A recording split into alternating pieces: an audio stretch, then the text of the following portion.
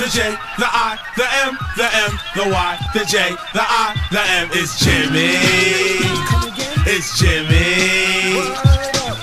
First of all, Chad, I like the outfit. I like the pants with a stripe here on the side. I was in the military, so I thought it was very Marine Corps.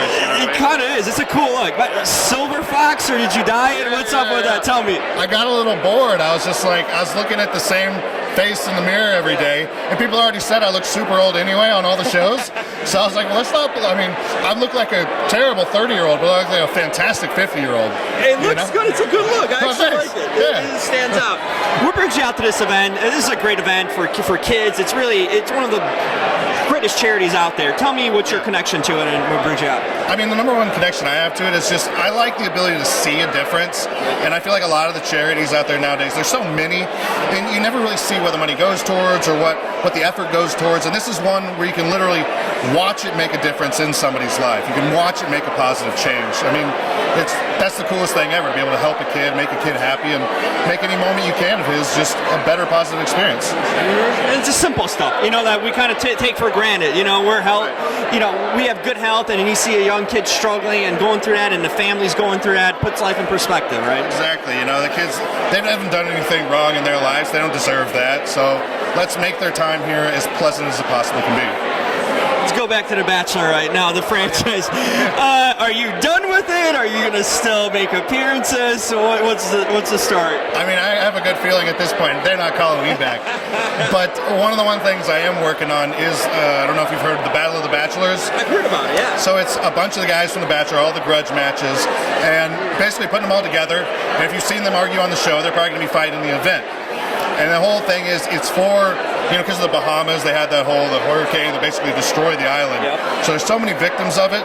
So we're taking donations. 100% of those donations go directly toward the Grand Bahamian Relief Foundation, which is endorsed by the Bahamian government. So it's 100% going to help people. There's no middleman, nothing like that.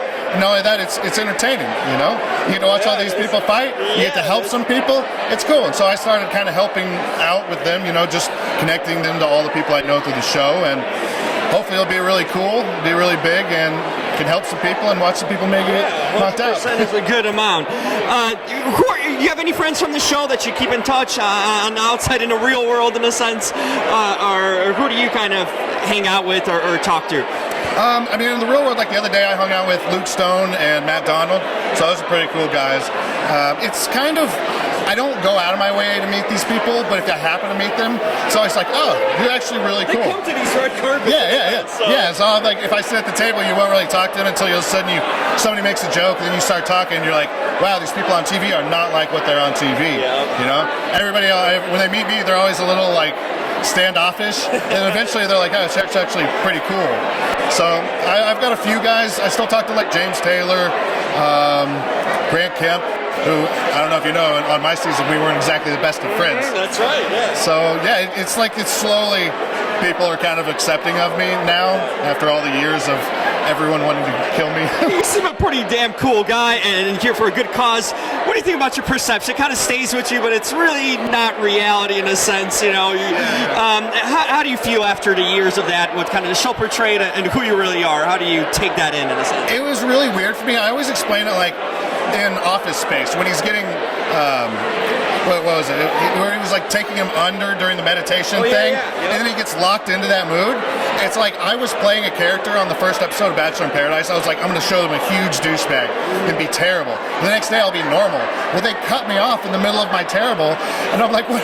I'm stuck in this. Wrote your narrative. For the next 3 years, I was literally stuck in this mood where I was like, I got to the point where it was like, I didn't know what was real and what was fake. I'd be like, oh yeah, but I'm not actually a dick. But then I'd be being a dick, and I'm like, I don't even know anymore what I was doing, Because people kind of dictate what you are, that in a sense, that it's like you got to carry something on, You get enough people that tell you you're an asshole, and you're like, yeah, I guess. Right. If I try to be nice, they would be like, that's not you. Like, all right, I guess it's free reign to be an asshole then. Okay. Do you watch the show? Are you any thoughts on Peter, the new Bachelor, or anything like that? Did you follow it? I mean, I watch a little bit. Like, I'll watch clips online. I try not to get into it because it's kind of like a sore spot for me. You know what I mean? I still wonder sometimes. I'm like, what if I just showed up like everybody else and been like, super PC and safe and just kind of played the role, you know? Probably wouldn't have been. Who knows?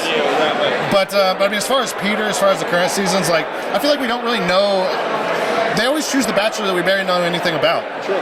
It's always the guy that just kind of, he's not ugly. He hadn't said anything bad. Hadn't really done anything good either, but like, he's here. Safe choice. Right? Yeah, like, he's there. Yeah.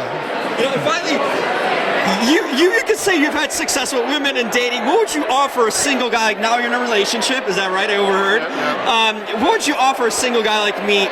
Dating advice in LA. It's a nightmare, man. I'm telling you, with online dating and I could write a book on the stories I've been through. But what would you offer to make something positive happen?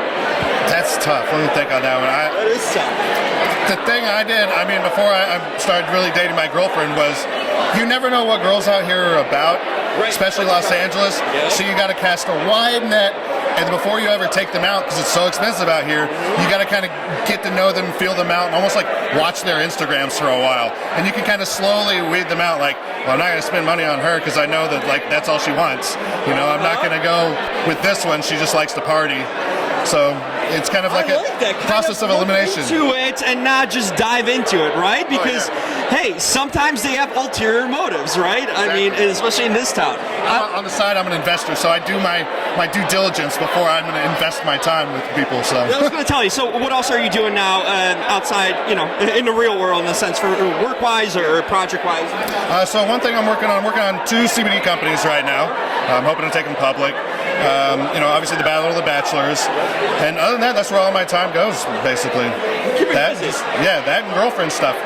And not a girlfriend of a show, right? From a normal person, I'm guessing. Yeah, exactly. I'm always like, well, she's too hot to have been cast on The Bachelor anyway. So I love it. Perfect. Thank you so much, Chad.